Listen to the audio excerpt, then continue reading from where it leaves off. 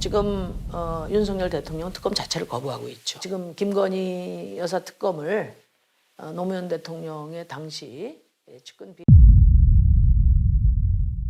법 앞에 만인이 평등하고 그 어떤 신성가족도 허용할 수 없다. 그런 일념으로 이제 정의당이 김건희 특검과 55 클럽 특검을 발의를 한 겁니다. 저희 정의당은 일관되게 이야기했어요. 4월 초까지 대검찰청 앞에 가서 항의 촉구방문도 했습니다. 빨리 소환 수사해라. 그리고 결과 내놔라. 그랬지만 지금까지 1심 유죄 판결이 9명이나 났는데도 불구하고 이런 방구 말이 없다 이거죠. 김건희 여사 증권거래 관련된 통화 육성을 다 들었거든요. 도이치모터스 권오수 회장을 비롯한 9명이 유죄 판결을 받을 때 그 재판 과정에서 37번이나 김건희 이름이 거론됐고 또 유죄 판결이 됐던 100여 건 중에서 47건이 김건희 그 여사 계좌로 이용됐던 것이 확인이 됐어요. 그게 1심 판결이 지난 지금 11개월이 됐는데 검찰은 이미 꾹 닫고 있거든요. 그래서 유죄인지 무죄인지 어떤 결과도 발표하지 않고 있거든요.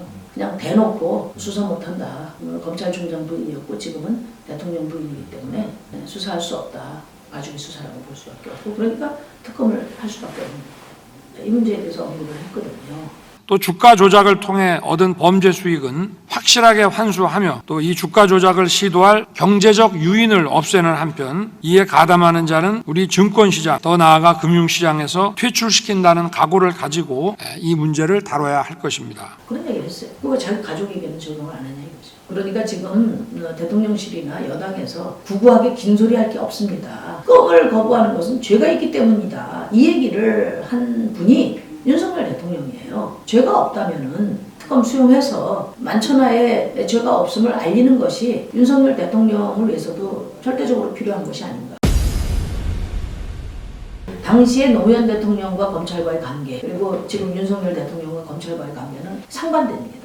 아마 우리 국민들께서 기억을 하실 거예요. 노무현 대통령께서 평검사와의 대화라는 것을 했어요. 이쯤 가면 막 하자는 거죠?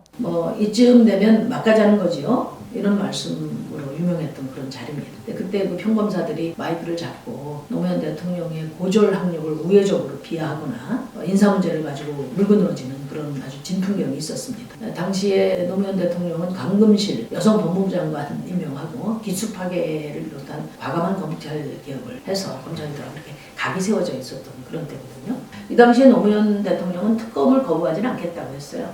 검찰 수사가 대놓고 탈탈 터는 수사를 했던 그런 때거든요. 그러니까 그렇게 수사를 좀 잘하고 있으니까 수사 결과 보고 특검하라 이런 얘기지. 지금 김건희 여사 특검처럼 대놓고 봐주기 수사를 하는 이런 상황에서는 과정 자체가 불공정하고 또 공정할 수 없기 때문에 노무현 대통령의 당시 측근 비리검에 대한 말씀으로 인용한다는 건 어불성설이다.